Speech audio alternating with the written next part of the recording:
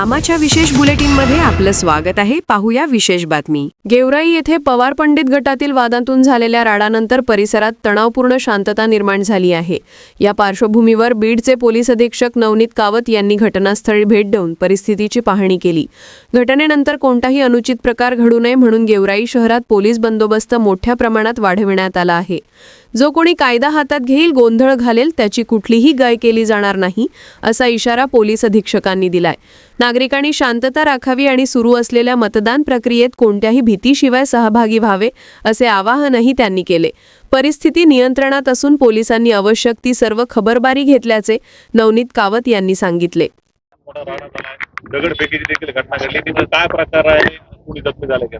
त्याच्यामध्ये आता प्रायमा फेसी आमच्याकडे जो आता इन्फॉर्मेशन आहे आणि जो आपल्याकडे एव्हिडन्स आहे, त्यामध्ये 2 गटामध्ये छोटासा राडा झाला होता, लोक इकट्ठे झाले होते. त्याच्यामध्ये फिर्याद आल्यानंतर FIR करणार, पुन्हाही आला तर पोलीस स्वतःहून त्याच्यामध्ये FIR करेल. सध्या इथे शांतता आहे. सगळ्या लोकांना हेच आव्हान आहे की आपला जो तुमचा हक्क आहे वोटिंग करण्याचा, ते तुम्ही बजवा आणि शांततेत आपला मतदान प्रक्रिया संपूर्ण झाली पाहिजे, याच्यावर सगळ्यांचं रक्षण.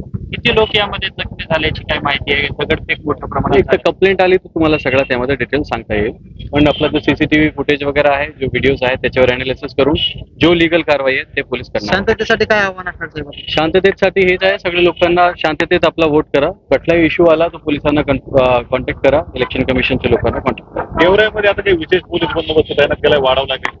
तिथे आपले SDPO आहे, ॲडिशनल SP साहेबांची इथे व्हिजिट झाली होती. मी पण इथे आलेलो आहे. ते आम्ही एक्स्ट्रा एक RCP दिली. असे गोंधळ घालणाऱ्यांना काय पोलीस प्रशासनाचा इशारा? सिंगल वर्ड आहे, जे कोणी ते करत आहे, आम्ही कोणालाही त्यामध्ये बक्षणार नाही.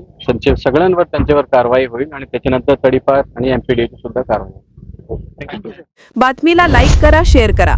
अशाच ताज्या बातम्या व नवीन अपडेट्ससाठी आमा चॅनलला सबस्क्राईब करायला विसरू नका.